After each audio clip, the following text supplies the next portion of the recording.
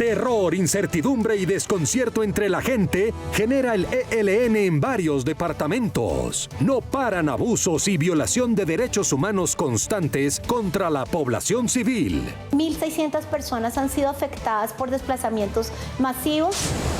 Hay 11 focos de emergencia humanitaria, denuncia Defensoría del Pueblo. El conflicto y el desplazamiento forzado se expande. Senadores exigen acciones inmediatas del gobierno. Mucha inseguridad y mucha violencia. No para el reclutamiento forzado. Senado pide fortalecer acciones. En el último año se incrementó en 16%. Ante el anuncio del presidente panameño para deportar venezolanos a Cúcuta, Congreso se opone y pide respeto a la soberanía. Veterinarios denuncian presión por exigencia de documentos. Lo hacen funcionarios de Minsalud. No hay claridad en la reglamentación. El problema es tenerlos constantemente. El tema es la descentralización del país que claman a grito en todo el territorio nacional. Paradójico. Profesor de Córdoba, escogido entre los 50 mejores del mundo, tuvo que suspender modelo de educación porque se le dañó el videobeam.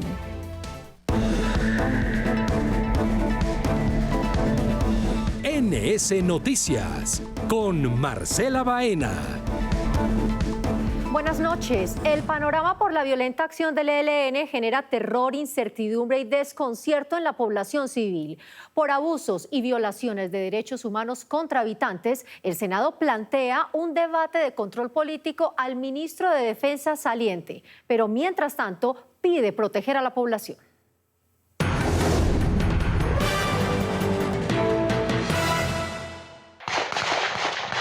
Los últimos hechos de violencia ocurridos en el país han hecho prender las alarmas con la guerrilla del ELN. En Arauca, la casa natural del ELN, nadie habla. El silencio es total. Que el ELN de Arauca fue a reforzar el Catatumbo, pero lo hizo por Venezuela, porque allá tienen al libre albedrío, se pueden mover, como dicen por ahí, como Pedro para su casa. Desde allá salieron cerca de 1.000 subversivos armados para sembrar el terror en la región del Catatumbo, en norte de Santander. 55.000 desplazados en un mes y el miedo impera en la población. Catatumbo, sur de Bolívar, Bajo Cauca, Nudo de Paramillo, Chocó, y ahí se tiran al Pacífico. Ya en el Catatumbo, entonces aumentaron su accionar al sur de Bolívar, manteniendo enfrentamientos con disidencias de las FARC y el Clan del Golfo. Reducir a los grupos al margen de la ley es el Estado quien tiene la obligación y el deber con los colombianos de reducir a estos bandidos a su mínima expresión. Entonces el ELN expandió su accionar bajando a Río de Oro, Cesar, y de ahí a la variante de la costa en Aguachica, y kilómetros más adelante hacia el centro del país,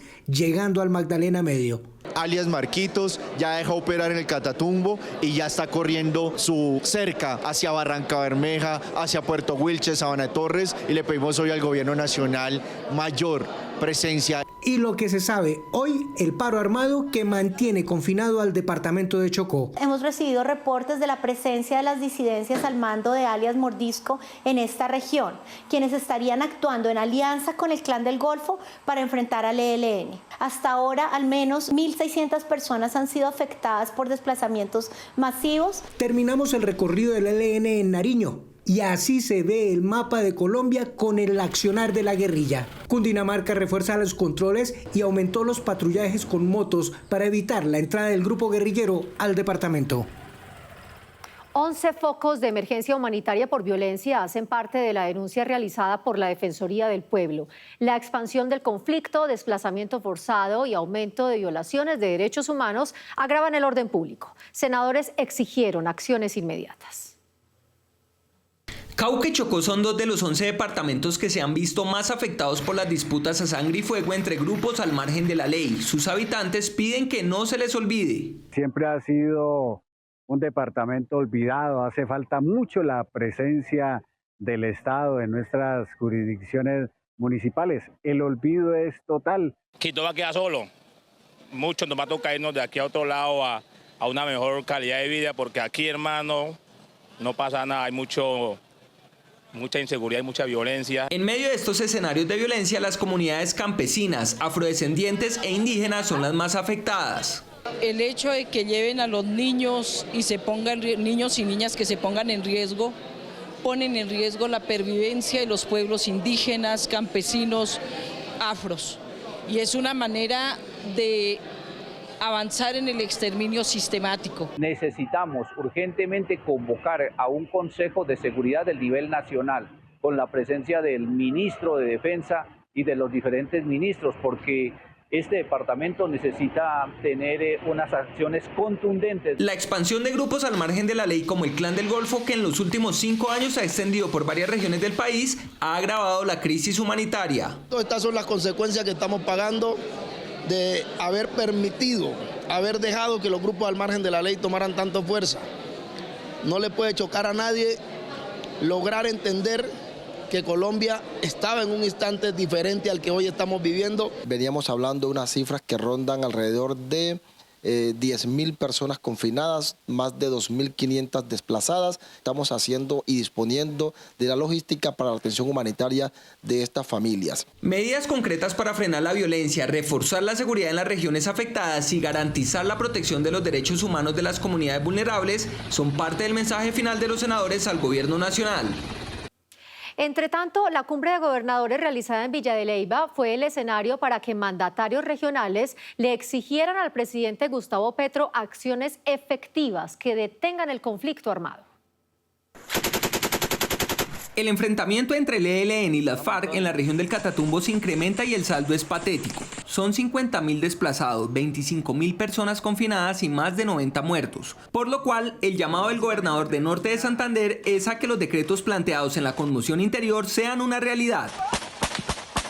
Declaró la conmoción interior, generó unos decretos que todavía no se han implementado, pero que esperamos den los recursos suficientes y necesarios y las acciones para hacer una inversión positiva y devolverle la tranquilidad y devolverle la esperanza a la gente que en este momento siente que lo está perdiendo todo.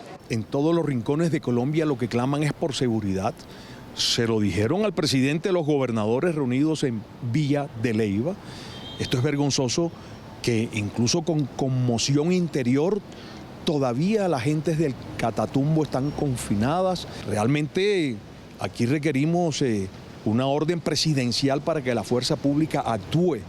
No podemos dejar al país en manos de los violentos. La que sufre es la gente, la que se desplaza y la que asesina. Devolver la seguridad al Chocó fue el llamado de su gobernadora, pues sumado al actual paro armado que el ELN instaló en el departamento, en los últimos 2 años se han contabilizado 7 más, lo que ha recrudecido la violencia en esta región. Que estructuremos una acción planificada, concertada, articulada entre nación y territorio para lograr brindarle seguridad a la gente. Nosotros entendimos que tenemos un problema que no es de corte global o general a nivel nación. Todas las regiones están viendo una dinámica distinta, pero resulta que además todas las regiones están viendo cómo se intercomunican los factores que están generando violencia.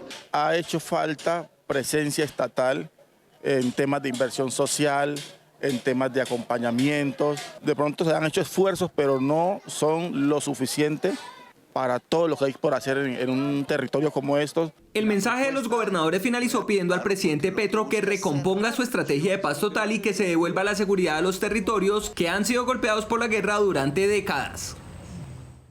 Pues el orden público del Catatumbo también afecta dramáticamente a niños, niñas y adolescentes. El ICBF atiende en este momento a 24 menores que habían sido reclutados por grupos ilegales. Senadores piden fortalecer las acciones para evitar el aumento de casos. En el último año se incrementaron en un 16%.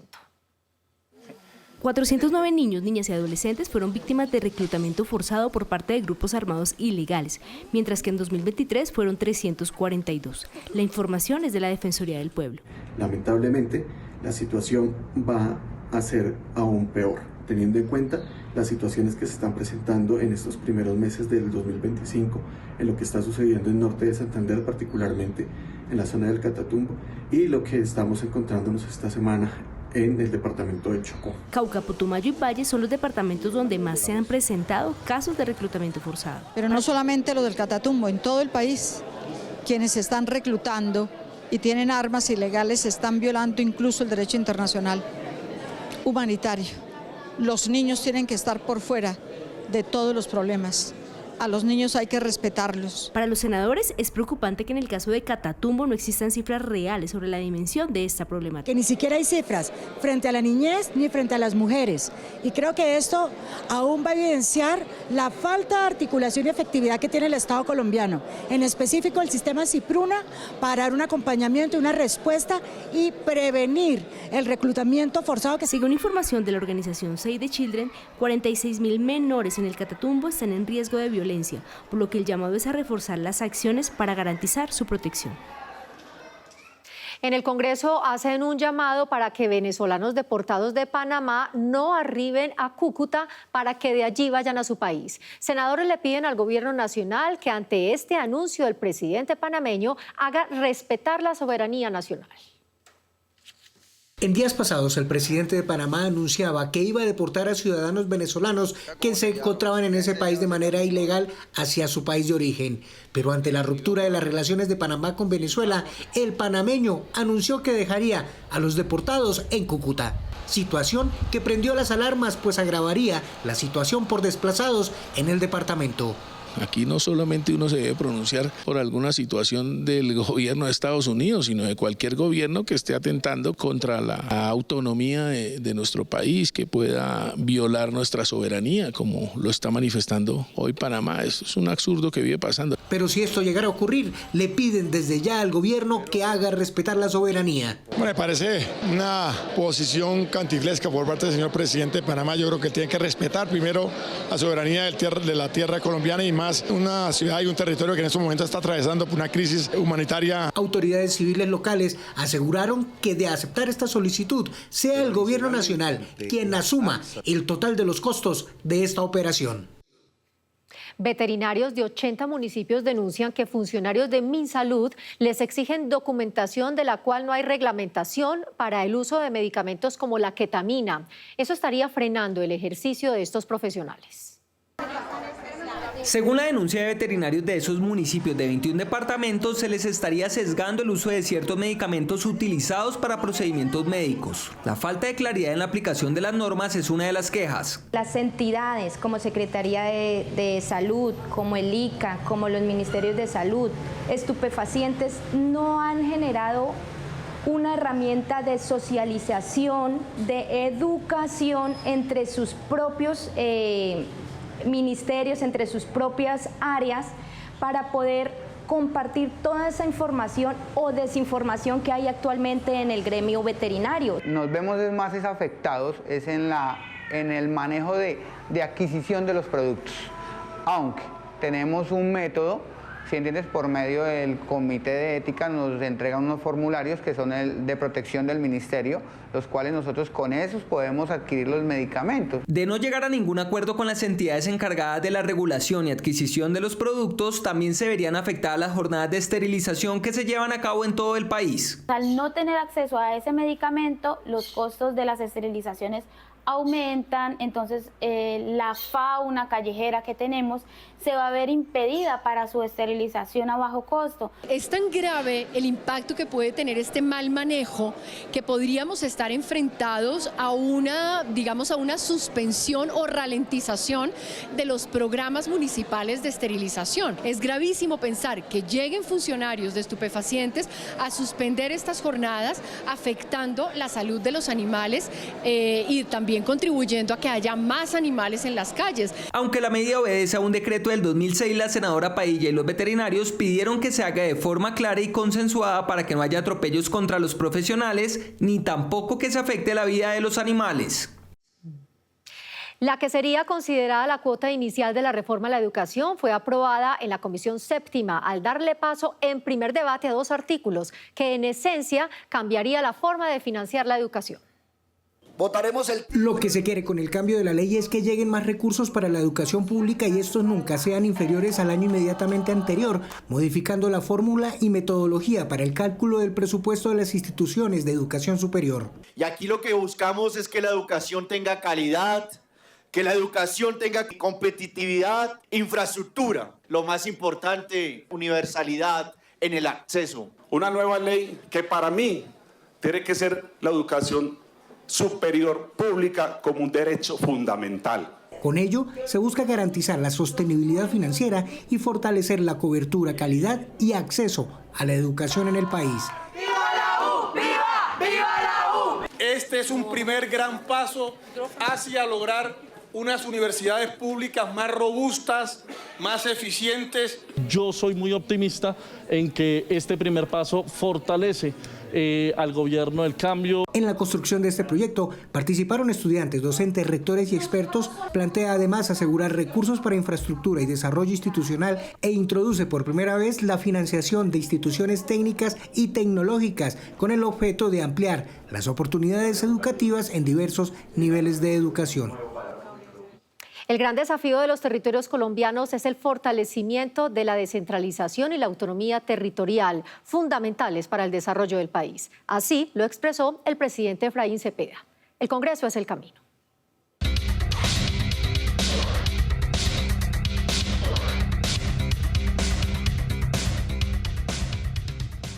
Colombianos, el tema que nos ocupa en el Congreso de la República prioritariamente es la descentralización del país con gran impulso de la Federación Nacional de Departamentos. Hemos sacado adelante la ley del Sistema General de Participaciones, porque es que la Constitución del 91 le dio a las regiones el 46% de los recursos y solo tiene algo así como el 23 o el 24%. Eso ha hecho que se empobrezcan departamentos y municipios. Por eso, con ese importante acto legislativo, vamos a volver a algo parecido del constituyente del 91, o sea, 39,5%, que van escalonadamente subiendo año tras año hasta 2038. Pero para eso hay que expedir una ley de competencias que tiene que presentar el gobierno nacional, pero que en el Senado de la República vamos a recorrer el país en unos foros para escuchar a la gente, para escuchar a las comunidades, alcaldes y gobernadores, de cómo sería esa ley de competencias, o sea, cómo se le pasan recursos a las regiones, pero también obligaciones. Sí, colombianos, el tema es la descentralización del país que claman a grito en todo el territorio nacional.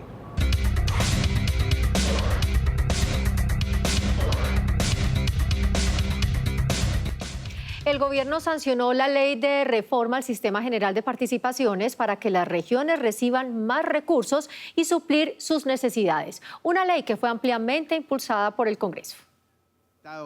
La nueva reforma aumenta la distribución de recursos y competencias entre los territorios y la nación, pasando de un 20%, que es como está en la actualidad, a un 39,5%, garantizando así mayores posibilidades para suplir las necesidades básicas en educación, salud y saneamiento básico. A los departamentos se nos han cargado muchas actividades sin aumento de los recursos económicos, y esto es un alivio para nosotros. Ya nos han dado, digamos, muchas competencias sin recursos, y eso es importante que lo sepan desde los territorios. Es un ejercicio que hemos venido haciendo ni siquiera porque nos beneficiemos nosotros como gobernantes en este tiempo. Para los gobernadores, la nueva ley es un paso más a la descentralización, una apuesta en la que el Congreso ha fijado sus ojos para darle más participación a las regiones y sacarlas del atraso, la pobreza y la guerra. Es verdaderamente el instrumento para cumplir con el espíritu de la Constitución del 91. Son los recursos que la nación le debe transferir a las entidades territoriales. Se sube de un 22 hasta un 39%, gradualmente, obviamente, no inmediatamente.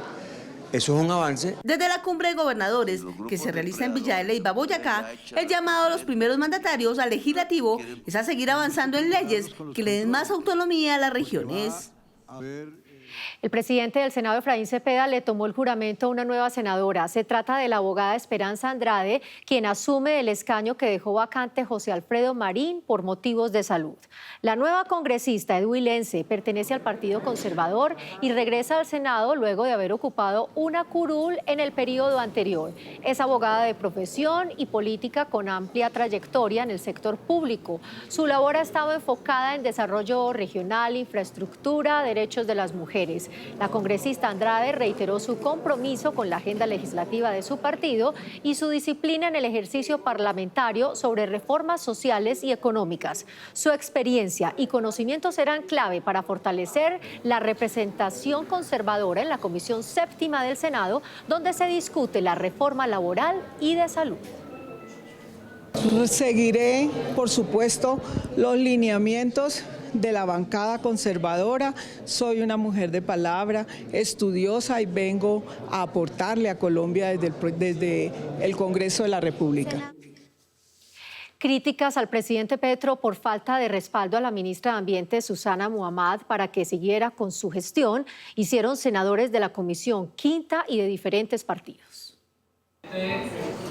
15 días antes de su salida y después de su emotiva renuncia por la presencia de Armando Benedetti en el gabinete, la gestión de la ministra Muhammad fue destacada por senadores de diferentes bancadas. El tema ambiental en este país, por las diferentes presiones de los diferentes actores armados sobre todo, ¿no? Y la delincuencia no es fácil. Tengo diferencias con usted, pero también sé, y los colombianos saben, que usted ha hecho mucho por este país en el tema medioambiental. El presidente escogió, decidió, apostó caminar con los poderes mafiosos locales que usted sí que conoció en este territorio durante estos últimos 2 años. Y lamentablemente dejó a un lado a una mujer preparada como usted. Entre los logros de la ministra de Ambiente sobresale la realización de la COP16 en Cali, un evento que reunió a representantes de 135 países para debatir sobre la biodiversidad. Independientemente de que coincida uno con sus posiciones, en unas coincidimos, en otras no, pero desde lo público lo hizo bien. Lo de la COP fue un éxito. Quedará en la historia de Colombia que Susana logró un reconocimiento internacional del potencial y de la riqueza en biodiversidad que tiene Colombia. La disminución de la deforestación en el país y la inversión para la transición energética también fueron destacadas por la ministra en su intervención. Ya el país tiene 44.000 millones de dólares en proyectos estructurados para el financiamiento de la transición y que vuelven realidad esas transiciones. Y que necesitamos un esfuerzo conjunto, y eso es lo que queríamos, jalonar este año como propósito principal. La ministra finalizó su intervención invitando a los senadores para que sigan trabajando en regulaciones normativas y en la materialización del sistema institucional para lo ambiental. La senadora del Partido Verde, Angélica Lozano, y otros representantes del mismo partido renunciaron a esa colectividad luego de sostener conversaciones con sus directivos. Los congresistas le hicieron saber a sus seguidores y a colegas que a partir de hoy inician el proceso de decisión que obedece a las diferencias de criterios a la hora de hacer política, presentar proyectos, debatirlos y sacarlos adelante. Dando la batalla interna por declarar la independencia frente al gobierno nacional, el otro sector decidió hacer parte del gabinete y buscar la reelección del proyecto Petro en el 2026, asumiendo ministerios y entidades. Nuestro camino es otro. Nos hemos negado estos 2 años a ser parte de su mal gobierno, mucho menos vamos a ser parte de su reelección. La siguiente es una de esas historias paradójicas que llaman la atención. Un profesor de Córdoba, William Caldera, escogido entre los 50 mejores del mundo. Pena hoy porque su modelo de educación quedó suspendido por el daño del video BIM con el que recreaba talleres de inglés y literatura en escuelas públicas. Hoy clama por apoyo. Con esta historia nos despedimos por hoy. Gracias por acompañarnos. Los esperamos en nuestra próxima emisión. Hasta entonces. Sagún es quizá de esas poblaciones que tan pronto se comienza a abordar sus límites, se siente la alegría, la belleza y el folclore. Recordada por esos salones inmensos donde Lucho Bermúdez y las Big Band eran protagonistas. Municipio de Córdoba, ganadero por excelencia, pujante y dinamizador de la economía de la región y protagonista de la siguiente historia.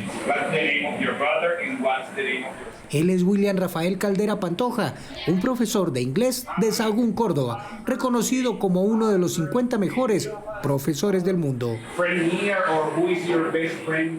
Su método de enseñanza lo ha llevado a este reconocimiento. El teacher Caldera Fue nominado por su innovador modelo de aprendizaje en inglés. Se llama Vamos al Cine. Este modelo consiste en proyectar películas y discutirlas en inglés con sus estudiantes. Y a veces me las tengo que encarajinar y decirle, bueno, si no vas a participar en mi clase, vete para allá afuera. Yo no lo saco de clase, pero ya él sabe a lo que se atiene y lo que tiene que hacer en la clase. Imagínense una clase de idiomas donde te van a enseñar y tú no hables. No puedes aprender. El modelo gustó y entonces el profe lo llevó a las comunidades indígenas y las más pobres de la región. Estas mochilitas han sido tejidas, en las mochilas tejidas. Que los niños, en lugar de estar como pendientes de lo que aparecía en la tela, lo que hicieron fue pararse y empezar como a mover la tela para ver de dónde salían los muñecos. Llegar a ser uno de los mejores profesores del mundo. Pero no siempre las historias tienen un final feliz. Al profe Caldera, eso que le llevó a los titulares de prensa en el mundo, hoy lo tienen offline. Pues se le quemó el videobin con el que enseñaba y hasta ahí llegó su impulso. Hoy busca que alguien se solidarice y ayude a gestionar o conseguir un proyector para seguir enseñando. Entonces siempre hay que estar como tocando las puertas para que mejoren las condiciones en las que los estudiantes están. Este salón, por ejemplo, estaba sin sillas. A raíz de este boom que tuvo la nominación, logramos que nos consiguieran unas sillas porque los muchachos escribían en sillas rimas. Tenemos grandes educadores en Colombia, pedagogos, con unas experiencias pedagógicas únicas. Por eso insisto en que se requieren recursos para la modernización de todas las instituciones educativas en Colombia. Necesita el apoyo del gobierno nacional, del gobierno departamental, del gobierno local, de que todos los actores confluyan a apoyar este tipo de iniciativas que tienen el profesor Caldera y todos los profesores que se esfuerzan por llevar la educación a todos los rincones del país. Desde Sahagún, de aulas como estas, han salido prósperos empresarios que gracias al inglés han llevado la carne exquisita del ganado colombiano al mundo, dejando el nombre de la población, el departamento y el país en lo más alto, como lo hizo, lo ha hecho y lo seguirá haciendo el profe Caldera. Convencido de que aquella historia no había sido un engendro de imaginación de su...